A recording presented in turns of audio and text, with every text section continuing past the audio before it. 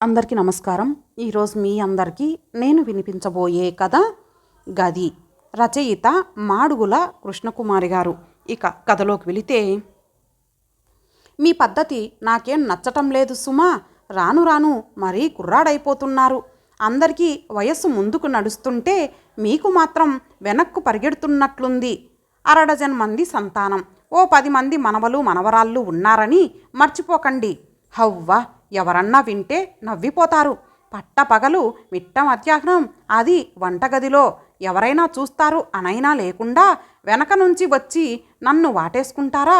మొన్నటికి మొన్న బాత్రూంలో కూర్చొని చన్నీళ్లు కావాలన్న నెపంతో పిలిచి లోపలకు రాగానే గడియ వేస్తారా? కోడళ్ల ముందు నా ప్రాణం సిగ్గుతో చచ్చిపోయిందంటే నమ్మండి. ఇప్పటికిప్పుడు గుడి పేరు చెప్పి ఈ హోటల్కి తీసుకువస్తారా? ఎవరైనా చూస్తే బాగుంటుందా? మధ్యాహ్నం నుంచి కడుపులో ఉన్న అక్కసంతా భర్త ముందర వెళ్ళగక్కింది సరస్వతమ్మ. ఏం మాట్లాడరే? ఆ టైంకి పెద్ద కోడలు వచ్చింది కాబట్టి సరిపోయింది. అదే చిన్న కోడలైతే నానా అల్లరి చేసేది. ఓసారి మీరు నా బుగ్గన చిటికేయడం చూసిందట, అందరికీ చెప్పింది. నేనా? ఎప్పుడో గుర్తులేదే అన్నాడు మన్మథం భార్య వైపు నవ్వుతూ చూస్తూ. ఎప్పుడో ఓసారైతే గుర్తుంటుంది, ఎప్పుడు అదే రందాయే. ఎవరన్నా చూస్తారని ఉందా ఏమన్నానా? మీ చూపులన్నీ నా మీదనేగా. అయినా కొంత వయసు వచ్చాక ఇవన్నీ తగ్గించుకోవాలి. భార్య చెప్పిందంతా విని, అసలు ఈ తప్పంతా నాదేనోయ్ అన్నారు ఆయన భార్య వైపు చూస్తూ. ఆవిడ తెల్లబోతూ, నాదా అంటే ఈ చేష్టలన్నీ నేను చెయ్యమంటున్నానా అంది. లేకపోతే ఇంత వయసు వచ్చినా ఇంత అందంగా ఎవరుండమన్నారు చెప్పు? ఈరోజు మన పెళ్లి రోజు కదా. ఉదయం నుంచి ఒక్కసారన్నా నా ముఖం చూసావా? కనీసం నీ చేత్తో కాఫీ అయినా ఇచ్చావా? ఎంతసేపు ఆ వంటగది తప్ప మరి నాకెలా ఉంటుంది? అందుకే పెళ్లి రోజు కానుకగా ఓ ముద్దిచ్చాను. ఎన్నాళ్ళయ్యిందో మనం ఇలా కూర్చొని మాట్లాడుకొని. అందుకే ఈ హోటల్కి తీసుకువచ్చాను. ఈ మాత్రం దానికే అంత హడావుడి చేస్తావెందుకు? వాళ్ళు చూస్తారు వీళ్ళు చూస్తారు అని. చూస్తే చూస్తారు, ఏమిటట? ఈ వయసులో కూడా అన్యోన్యంగా ఉన్నాం అని సంతోషిస్తారు. సంతోషించటం కాదు, అందరికీ టామ్ టామ్ చేస్తారు. వయసు పెరిగినా వీళ్ళకి ధ్యాస మాత్రం తరగలేదని. అయినా పెళ్లి రోజు పేరంటాలు చేసుకునేటందుకు మనమేమన్నా చిన్నవాళ్ళమా అందావిడ. అబ్బా, ఒంటరిగా ఉన్నా ఈ గొడవేనా? కాస్త సరదాగా కబుర్లు చెప్పవు అన్నాడాయన భార్యని ప్రేమగా దగ్గరకు తీసుకుంటూ. ఇక్కడనా? రామాయణం సాగుతూనే ఉంది, మీరు మీ భాగవతం మొదలుపెట్టారన్నమాట. నడవండి అందావిడ ఆయన నుంచి దూరంగా జరిగి. అయిష్టంగానే లేచారాయన. వెళ్ళేటప్పుడు అత్తగారి తల్లో లేని పూలు మామగారి నోట్లో కిల్లి చూసి గుసగుసలాడుకున్నారు కోడళ్ళు. మీ నాన్నగారే నయం, పెళ్లి రోజని అత్తగారికి హోటల్లో డిన్నర్ ఇచ్చారు, మీరు ఉన్నారెందుకు? భర్తను దెప్పి పొడిచింది పెద్ద కోడలు హేమ. ఎవరు చెప్పారు నీకు అన్నాడు భర్త. పెద్ద మరిది స్నేహితుడు చూసి మరిదితో చెబితే, అతను భార్యతో చెబితే, ఆమె నాతో నేను మీతో అంది. మా నాన్న ఇంకా తాను కుర్రాడిననుకుంటున్నాడల్లే ఉందిలే. మహానుభావుడు ఈ వయసులోనే ఇలా ఉంటే వయసులో ఉండేటప్పుడు ఎలా ఉండేవాడో అంది ఆలోచనగా హేమ. సర్లే, ఆ గొడవ మాని లైటార్పు విసుక్కున్నాడు భాస్కరం. మన్మథం గారి కుటుంబం గృహప్రవేశమై 3 రోజులయ్యింది. కొత్త ఇంట్లో సామాన్లు సర్దే గొడవలో కోడళ్ళకి అండదండగా ఉంది సరస్వతమ్మ. మధ్యాహ్నం భోజనాలు పూర్తయినాయి. ఇంట్లోని వాళ్ళందరినీ హాల్లో సమావేశపరిచాడు ఆ ఇంటి పెద్ద మన్మథం. చూడండి పిల్లలు, ఎంతో కాలంగా ఇల్లు కట్టాలి అనుకున్నా కానీ కుదరలేదు. ఎదుగు బదుగు లేని ఉద్యోగంతో రిటైర్ అయ్యాను. మీ అమ్మకి వాళ్ళ పుట్టింటి వాళ్ళిచ్చిన సొమ్ము ఎప్పుడో బ్యాంకులో వేస్తే అది ఇన్నాళ్లకు పిల్లల్ని పెట్టి పెరిగి పెద్దై ఇదిగో ఈ ఇల్లు అమరేలా చూసింది. మీ అందరికీ తెలుసు, ఇన్నాళ్ళు అద్దె కొంపలో ఇరుకు గదుల్లో మీరు, వంటగదిలో మీ అమ్మ, వరండాలో నేను ఎలాగో అలా కాలక్షేపం చేశాం. ఇప్పుడు సొంత ఇంట్లో అయినా సుఖపడాలి. అందుకే మీకందరికీ చెప్పేదేమిటంటే, ఆ దక్షిణం వైపు బెడ్రూమ్ నాకు కావాలి, మిగిలిన గదులు మీ ఇష్టం అన్నాడాయన. ఆ మాస్టర్ బెడ్రూమ్ మీకా అన్నట్లుగా చూశారు కొడుకులు. అవును, నాకే అన్నట్లుగా చూశాడాయన. ఈ వయసులో మీకు గదా అని ఒకరు, మీకు ప్రత్యేకంగా గది ఎందుకు నాన్న? ఇంత ఇంట్లో ఎక్కడైనా ఉండొచ్చు, ఎక్కడైనా పడుకోవచ్చు అని మరొకరు తమ తమ అభిప్రాయాలు వివరించారు. కానీ మన్మథం గారు ఎవరి మాట వినిపించుకోలేదు. లాభం లేదనుకున్న కొడుకులు తల్లి దగ్గరకు వెళ్ళారు. సరస్వతమ్మకు తల కొట్టినట్లయింది. ఏమిటండి మీరనేది? అసలు మతుండే మాట్లాడుతున్నారా? ఈ వయసులో మనకు గద, అది కొడుకులతో పోటీపడి నాకేం నచ్చలేదు. అయినా మనం ఎక్కడుంటే ఏం చెప్పండి? ఒరే పిల్లలు, మీ నాన్నగారు సరదాగా అంటున్నారు, కానీ మీలో ఎవరో ఒకరు ఆ గదిని తీసుకోండి అంది సరస్వతమ్మ. ఈవిడ మాటలు ముసలాయన పడనిస్తాడా? ఆయన ఆలోచనలు పడుచువాళ్ల కన్నా 10 అడుగులు ముందున్నాయి అనుకున్నారు కోడళ్ళు. నిర్ణయం నీది కాదు సరస్వతి, నాది అన్నాడు మన్మథం స్థిరమైన గొంతుతో. కొడుకుల ముఖాలు మాడిపోయాయి. ముసలాయన సామాన్యుడా అనుకున్నారు కోడళ్ళు. మర్నాడు ఉదయం ఇంటి ముందాగిన బండిలోంచి డబుల్ కాట్ బెడ్ దిగింది. అది సరాసరి మన్మథం గారి గదివైపు నడిచింది. మరి కాసేపటికి ఆ గది కిటికీలకు తలుపులకు పువ్వుల కర్టెన్స్ వెలిశాయి. తనకేం పట్టనట్లుగా దొడ్లో తులసమ్మ దగ్గర ఒత్తులు చేసుకుంటూ కూర్చుంది సరస్వతమ్మ. భార్య చెయ్యి పట్టుకొని లాక్కెళ్ళి, చూడబోయ్ ఎలా ఉంది మన గది, ఈ మంచం, రా కూర్చో అన్నారాయన. ఆ మంచం బాగానే ఉంది, మీరు బాగానే ఉన్నారు, బాగాలేనిది ఎటొచ్చి నాకే అందావిడ. మనకో మంచం ఉండకూడదా? ఈ వయసులో మనం సుఖపడటం తప్పంటావా చెప్పు అన్నారాయన. తప్పు కాదు, కానీ మంచం, అది ఈ మంచం అంత ముఖ్యమంటారా? మీ పనులు నాకేం అర్థం కావటం లేదు. కొడుకులు కోడళ్ళు చూసే చూపులు తట్టుకోవటం నా వల్ల కావటం లేదు సుమా. కళ్ళ నీళ్లు గిర్రున తిరిగాయి ఆవిడకు. చూడు సరస్వతి, ఇది నీ ఇల్లు, ఇక్కడ నువ్వు ఎవరికీ జంకవలసిన అవసరం లేదు. ఇదంతా నీకోసమే అన్నారాయన అనురాగంగా. నాకోసమే? నేను మాటలు పడటానికే అనుకుందామే. ఆ ఉదయం ఆలస్యంగా లేచిన అత్తగారిని చూసి కళ్ళతోనే సైగలు చేసుకున్నారు కోడళ్ళు. అత్తయ్య, రాత్రి చాలా ఆలస్యంగా నిద్రపోయినట్లున్నారు అంది పెద్ద కోడలు అత్తగారి వైపు అదోలా చూస్తూ. మరే లైటు వెలగటం నేను చూశాను అంది చిన్న కోడలు. సమాధానం చెప్పకుండా బాత్రూం వైపు వెళ్తున్న ఆవిడ చెవులకు కొత్త గది, కొత్త మంచం, మళ్ళీ వెనకటి రోజులు గుర్తుకు వచ్చినట్లున్నాయి అని పకపక నవ్వుకోవడం వినపడింది. మామగారి హుషారు చూస్తుంటే మళ్ళీ అత్తగారికి సీమంతం వేడుకలు చెయ్యాలేమో అని కూడా నవ్వుకున్నారు కోడళ్ళు. రోజులో చాలాసేపు ముసలాయన గది తలుపులు మూసుకొని ఉండటం గమనించి, చీచి, వయసు రాగానే సరిపోదు, కాస్త ఇంగితం పెరగాలి, 10 మంది తిరిగే కొంపలో మరీ ఇలానా? నేనైతే ఆత్మహత్య చేసుకునేదాన్ని అని చిన్న కోడలు వాళ్ళ వేలాకోలం వెక్కిరింతలు అసహ్యాల మధ్య నిస్సహాయంగా చూస్తూ నిలబడింది ఆ గది. ఏమిటండి ఇది? మీరు చెప్తారా, నన్ను చెప్పమంటారా? చాలా అసహ్యంగా ప్రవర్తిస్తున్నారు వాళ్ళు అని కోడళ్ళు ఎవరి మొగుళ్ళకి వాళ్ళు బ్రెయిన్ వాష్ చేస్తున్నారు. అవును, నిజమే. ఈ వయసులో నాన్న ఇలా ప్రవర్తించటం చాలా చండాలంగా ఉంది. ఇంట్లో పెళ్ళిడికొచ్చిన ఆడపిల్లలున్నారు, చెడిపోరు అనుకొని కొడుకులు కోడళ్ళు తమ అసమ్మతిని ప్రకటిస్తూ ఆ తలుపును సామూహికంగా బాదారు. ఇంతలో భల్లున తలుపులు తెరుచుకున్నాయి. బయటికొచ్చిన మన్మథం గారు దండయాత్రకొచ్చిన ప్రత్యర్థులను చూసి ఏమిటి అన్నట్లుగా ప్రశ్నించారు. సమాధానం రాలేదు. ఈసారి మరింత గట్టిగా అడిగారు. ఏం చెప్పాలో తెలియక తికమక పడ్డారు కొడుకులు.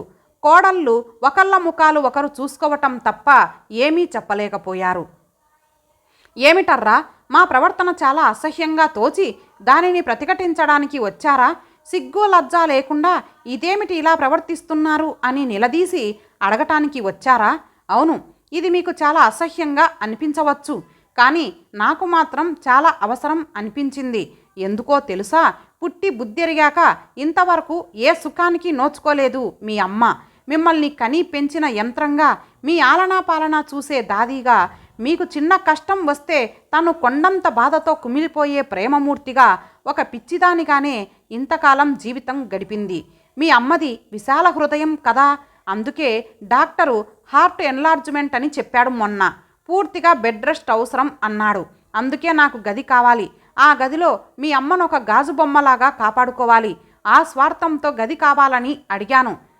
తన మది అనే గదిలో నాకు పూర్తిగా చోటిచ్చింది మీ అమ్మ.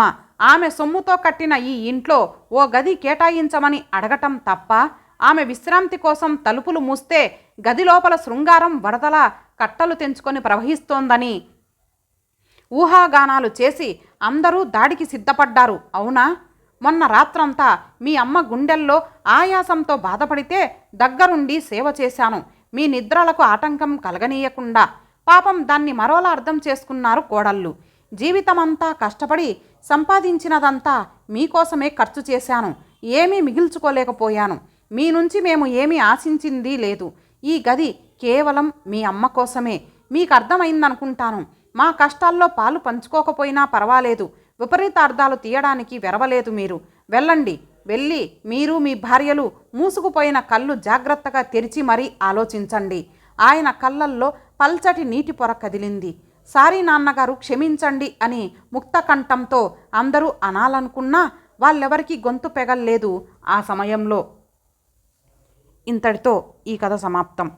ఇప్పుడు మరొక చిన్న కథ విందాము. కథ పేరు గుప్పెట్లో మొగుడు. రచయిత ఏ వెంకటరమణ గారు. ఇక కథలోకి వెళితే, 100 రూపాయలు తక్కువైనా ఏం? జీతం లెక్క పెడుతూ ప్రశ్నించాడు రమేష్. ఫ్లాస్కులోని కాఫీని కప్పులోకి వంచుకొని తాగుతూ తాపీగా అంది. ఈ నెల నుండి నెలకు 100 రూపాయలు నా ఖర్చు కింద తీసుకుందామనుకుంటున్నాను. ఏం? ఎందుకు? ఎందుకేమిటి? నాకేం ఖర్చులుండవా? ఆఫీస్లో తలనొప్పి వస్తే కనీసం కాఫీ తాగుదామన్నా ఉండవు డబ్బులు. నెలల తరబడి చెమటోడ్చి సంపాదించేది నేను. తెచ్చి ఒక్క పైసా కూడా మిగుల్చుకోకుండా మీ చేతిలో ధారపోయడం. బస్సు ఛార్జీలకని ఇస్తున్నానుగా. బోడి 25 రూపాయలు ఏం సరిపోతాయి? బస్సుకే సరిపోతుంది. పై ఖర్చులేమీ ఉండవా? అయినా ఇదేంటి, ఒక్క 100 రూపాయలకు ఇంత యాగీ చేస్తున్నారు? సరు, నేను చెప్పిన మాటిను. నెలకు 100 రూపాయల ఖర్చు చేస్తే ఎలా?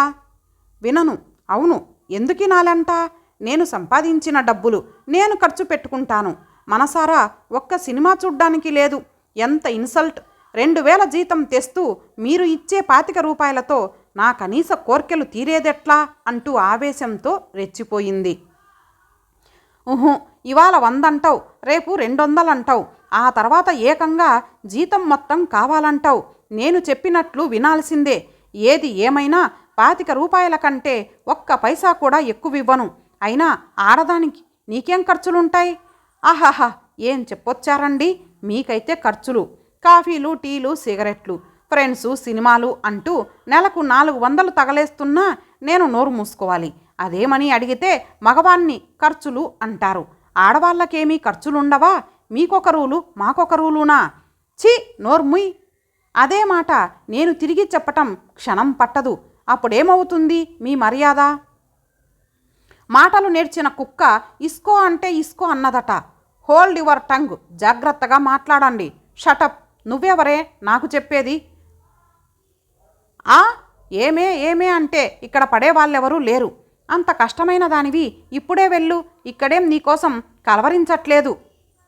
అవునవును, పెళ్ళికి ముందు ప్రేమ ప్రేమ అంటూ కలవరింతలు, ఇప్పుడేమో వెక్కిరింతలు అంటూ జిర్రున ముక్కు చీదింది. కానిండి కానిండి, ఇప్పుడే వెళ్ళిపోతున్నాను అంటూ సూట్ కేసులో 4 జతల బట్టలు సర్దుకొని వెళ్ళిపోయింది. ఆటోవాడికి డబ్బులిచ్చి సూట్ కేసుతో వస్తున్న కూతుర్ని చూసి, అమ్మాయి కులాసాన అల్లుడుగారేరి అని అడగబోయి తమాయించుకున్నాడు ఆ తండ్రి ధనుంజయరావు. పెళ్ళైన 6 నెలలకే ఇలా వచ్చేస్తే ఎలా అనుకొని మళ్ళీ అమ్మాయి మనసు కుదుట పడ్డాక అడగొచ్చుననుకున్నాడు. ఆ జంటను హనీమూన్ అంటూ బయలుదేరదీశాడు ధనుంజయరావు. ఫస్ట్ క్లాస్ కూపే రిజర్వేషన్ చేయించాడు. బెంగళూరు ప్రయాణం. రమేష్ పేపర్ చదువుతున్నాడు. సరోజ ఎదురుగా కూర్చొని రైలు వెంబడి పరిగెత్తే చెట్లు, పొలాలు, టెలిఫోన్ తీగల్ని చూస్తూ ఉంది. ఒకరికొకరు ఎదుటివారిని మాట్లాడించాలని ఉంది. కానీ ఎవరికి వారే పట్టుదలతో బిగిసిపోయారు. కొట్టిన వాళ్ళు మళ్ళీ మాట్లాడితే ఎలా అని. రాత్రి 8 గంటలయ్యింది. చదివిన పేపర్ను విసుగ్గా గిరాటేశాడు రమేష్. ఒళ్ళు విరుచుకున్నాడు. అటూ ఇటూ చూశాడు. భర్త పాటలను ఓరచూపుతో చూస్తోంది సరోజ. కోచ్ అటెండర్ వచ్చి స్పెషల్ మీల్స్ పెట్టి వెళ్ళిపోయాడు. హ్యాపీ హనీమూన్ అనే గోల్డ్ కవరింగ్ అక్షరాలు మీల్స్ ప్లేట్పై లైటు కాంతికి మెరుస్తున్నాయి. మౌనంగా ఎవరి ప్లేట్ వాళ్ళు తీసుకొని తినసాగారు. ఉన్నట్టుండి మెల్లిగా కాలివేళ్లతో గీరాడు సరోజ కాలిని. కాళ్ళు వెనక్కి లాగింది. ఆ ఊపులో తింటున్నదల్లా ప్లేటుతో సహా ముందుకు వాలింది. హా అంటూ పడబోయిన సరోజను పట్టుకొని తన చేత్తో స్వీట్ నోట్లో ఉంచాడు. నోటి నిండా ఉన్న స్వీటుతో 50 అంటూ ముందుకి వాలింది. కసుక్కున కొరికాడు స్వీటుతో పాటు కింది పెదవి. సిగ్గుతో తల వంచుకొని ప్లేట్ ఖాళీ చేసింది. వాష్ బేసిన్ దగ్గరికి వెళ్ళి చేయి కడుక్కొని వచ్చేసరికి అంతా శుభ్రంగా ఉంది. ప్లేట్లన్నీ తీసేశారు. తీరిగ్గా విల్సు సిగరెట్ తీసి వెలిగించి పడుకున్నాడు రమేష్. లైట్ ఆరిపోయింది. ఒక్క నిమిషం నీలం రంగు డిమ్ లైట్ వెలగడంతో కళ్ళు మూసుకున్న రమేష్ ముక్కు పుటాలకు ఫ్రెంచ్ పర్ఫ్యూమ్ తగిలింది. కళ్ళు తెరిచి చూస్తే గులాబీ రంగు సీత్రూ నైటీలో ఒక ముగ్ధ కనపడింది. ఎవరా అని తెల్లబోయి చూస్తే తన బెటర్ హాఫ్. సీత్రూ నైటీలోంచి కనబడుతున్న ఆమె అందాలు చూస్తూ దగ్గరికి తీసుకోబోయి అంతలో జరిగిన సంఘటన గుర్తుకొచ్చి మళ్ళీ బిగుసుకుపోయాడు. ఒకరికొకరు చూపులు, చేతలు, ఇద్దరికి భేషజం. హఠాత్తుగా పెద్ద జర్కు ఇచ్చింది ట్రైన్. అంతసేపు నిలబడి తన అందాలతో కవ్విస్తున్న సరోజ బ్యాలెన్స్ తట్టుకోలేక రమేష్ మీద పడింది. సారీ సరు, నే చేసింది తప్పేనంటున్న రమేష్ నోటిని తన పెదవులతో మూసింది. ఆతృతగా ఆమె గుండెల్లో తల దాచుకున్నాడు. పశ్చాత్తాపం ప్రకటించాడు. కొద్దిసేపటికి అనగారిన ఉత్సాహం పెల్లుబికింది. ముద్దులు కురిపించాడు. కళ్ళపై, నాసికపై, పెదవులపై, మెడవంపులో హిమాలయ పర్వత సానువులకి నునువులకి మృదువుగా ముద్దాడి ఉత్తుంగ తరంగమై హిందూ మహాసముద్రంలో లీనమై వలచి వలపించుకొని అలసి సొలసిపోయారు. బెంగళూరు చేరారు. ఇండియాలోకెల్లా సుందరమైన బెంగళూరు. సంవత్సరం పొడవునా వాతావరణం ఆహ్లాదంగా ఉంటుంది. అశోక హోటల్లో దిగారు. సిటీ అంతా తిరిగారు. సాయంకాలం అయ్యేటప్పటికి ఇంగ్లీష్ సినిమాకెళ్ళారు. రాత్రి స్పెషల్ మీల్స్ రూమ్లోకి తెప్పించుకున్నారు. భోంచేసి రూమ్ కిటికీలోంచి నగర దృశ్యాలను చూస్తూ సిగరెట్టు కాలుస్తున్నాడు. ఇంతలో ఇంటిమేట్ పరిమళం వ్యాపించటంతో తిరిగి చూసిన రమేష్ మతిపోయింది. శుభ్రంగా కడిగిన ముత్యంలా ఉన్న తన భార్యను చూస్తే అతనికి మతిపోయింది. బొడ్డు కిందకు కట్టిన తెల్లచీరతో కనిపించి కనిపించని అందాలతో సోయగాలతో మత్తెక్కించింది. దగ్గరకు తీసుకోబోయాడు. బాత్రూమ్ చూపించింది. స్నానం చేసి వచ్చిన రమేష్ నుండి ఉడుకులాం వాసన వస్తోంది.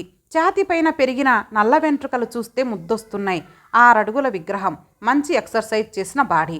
చటుక్కున బొడ్డును చుమ్మించాడు. మెలితిరిగిపోయింది ఆ చేష్టకు. ఆ రాత్రి శృంగార సముద్రంలో జలకాలాడారు. తెల్లవారితే మైసూర్ ప్రయాణం. మహారాజా ప్యాలెస్, చాముండి గుడి, యూనివర్సిటీ తిరిగారు. సాయంకాలానికి బృందావన్ గార్డెన్స్ చేరారు. తను రాధై అతన్ని కృష్ణుణ్ణి చేసింది, మరపించింది, మురిపించింది, బోటు షికారులో కవ్వించింది. ఆ రాత్రి ఎనలేని అనుభూతుల్ని పంచుకున్నారు. 3వ రోజుకి ఊటీ చేరారు ఆ దంపతులు. చట్టాపట్టాలేసుకొని కలియ తిరిగారు. ఇక జీవితంలో ఎన్నటికీ తగులాడకూడదని ప్రమాణాలు చేసుకున్నారు. ఒకరి కోసం ఒకరు బతకాలని నిశ్చయించుకున్నారు. ఆ రాత్రి ఆమె సాక్షాత్తు రతీదేవైంది. అతన్ని మన్మధుణ్ణి చేసింది. ఎన్నో భంగిమలు, ఎన్నెన్నో సరిగంగ స్నానాలు అందుకున్నారు, ఆస్వాదించారు. ఒక్క క్షణం కూడా వేస్ట్ చేయకుండా స్వీట్ నథింగ్స్ చెప్పుకున్నారు. ఉదయాన్నే తిరుగు ప్రయాణం. కిలకిలా నవ్వుతూ దిగిన ఆ జంటను చూసి హమ్మయ్యా అని సంతోషించారు ఆ మామగారు. 4 రోజులుండి రెస్ట్ తీసుకుని వెళ్ళొస్తాం అంటూ తన కాళ్లకు నమస్కారం చేసి వెళుతున్న ఆ జంటను ఆశీర్వదిస్తూ అప్పుడప్పుడు రొటీన్ లైఫ్ నుంచి ఎస్కేప్ అవ్వండి, థ్రిల్ ఉంటుంది. సెలవు రోజుల్లో సరదాగా కలిసి తిరిగి రండి, రిలాక్స్ కండి. ఇద్దరూ ఉద్యోగస్తులే, జీవితం సరదాగా అనుభవించండి కానీ అంటూ సరోజ ముఖం చూశాడు. ఇక అటువంటిదేమీ రానివ్వనులే నాన్న అని మౌనంగా కళ్ళతో సైగ చేసి భర్త వెంట గువ్వలా నడిచి వెళ్ళిపోయింది. ఇంతటితో ఈ కథ సమాప్తం. మరలా మరొక మంచి కథతో కలుద్దాం. అంతవరకు సెలవు. నమస్తే.